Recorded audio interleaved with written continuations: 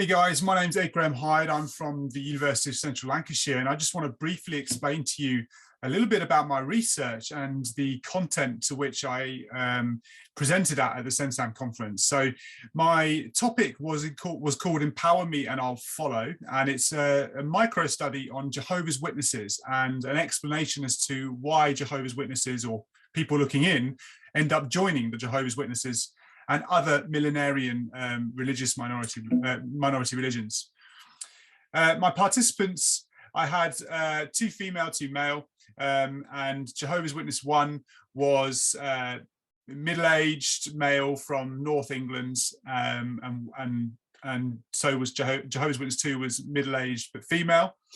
Jehovah's Witness 3 and Jehovah's Witness 4 were retirees, and again from North England. Now, the significant finding for me was that Jehovah's Witness 1 and Jehovah's Witness 2 self-defined as faded witnesses. So they had also left their religion, and they had many reflections on why they left.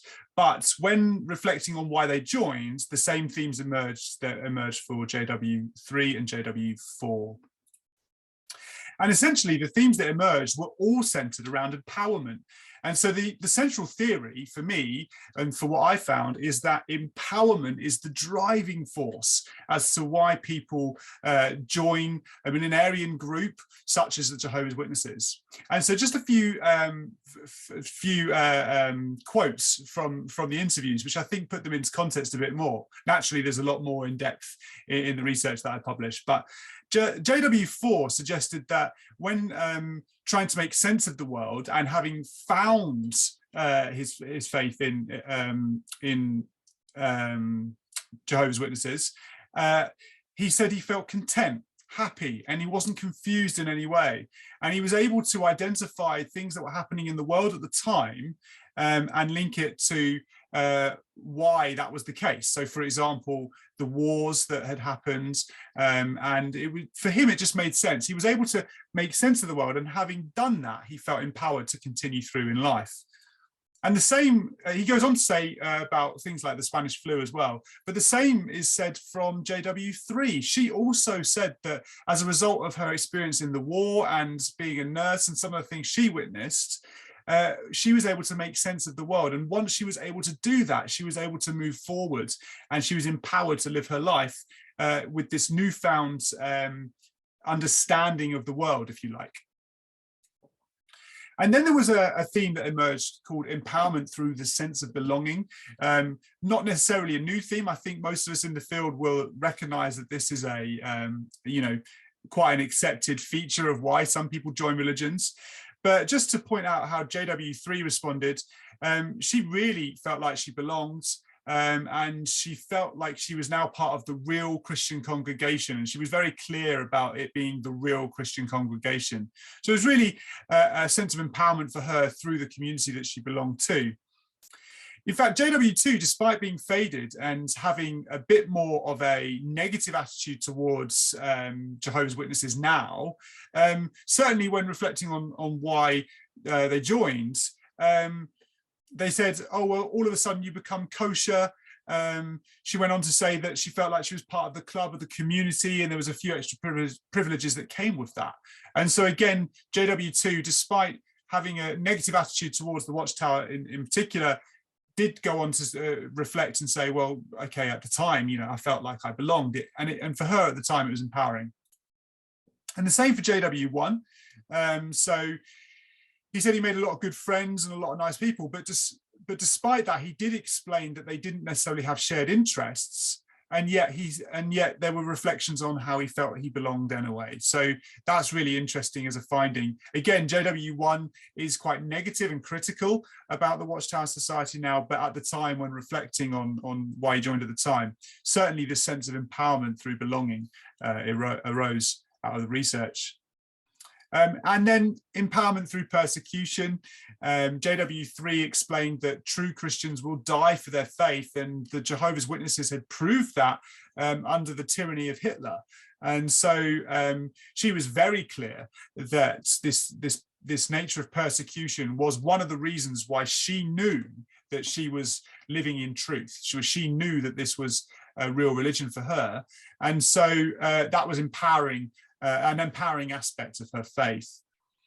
And it's the same for JW4. He was imprisoned for refusing conscription into the British Army.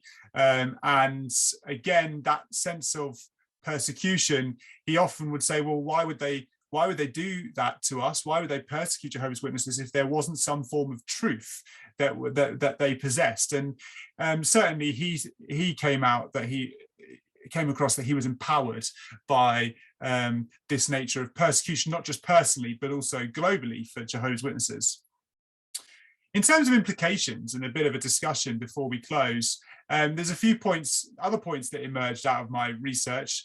This research was part of a wider doctoral research project. It was part of my PhD, which I recently submitted. And so there were some wider implications, such as the world religions paradigm being a lens through which leavers and apostates navigate their past affiliation. Now, we've not got time to go into the WRP now, but do look into that and then read up on leavetakers and apostates and research into that. It's certainly an interesting lens through which they compare whether it was a real religion or not for them after leaving the minority religion.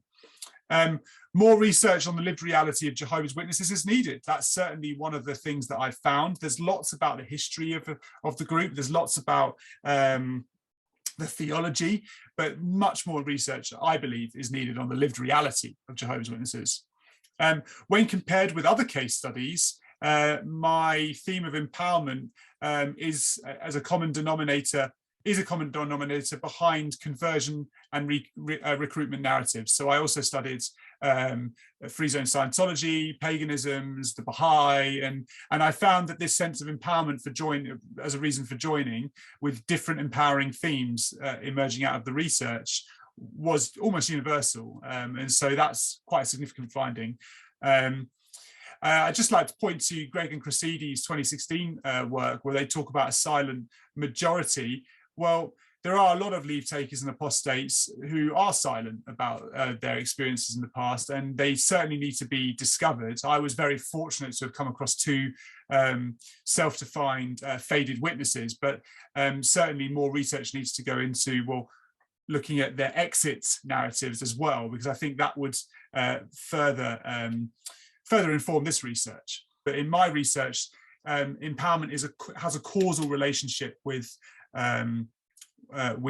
conversion. And then finally, empowerment is unique to the religion. And what I mean by that is, obviously I said it was universal, but the themes that emerge are unique to the particular minority religion being studied. And so my conceptualization and model that I've generated in my research suggests that each minority religion can have its own unique way of empowering individuals. And then that begs the question, which needs further research, is, do particular types of people looking for particular types of empowerment have a higher likelihood of joining that religion over another religion? And so that's a really interesting finding, which I need to explore further. But that, in a nutshell, is a very whistle-stop tour of the content that I presented on. And if you've got any questions, you can find me at UCLan. I'm sure my email address will be included somewhere, and you can email me as well. So thank you for listening. Cheers.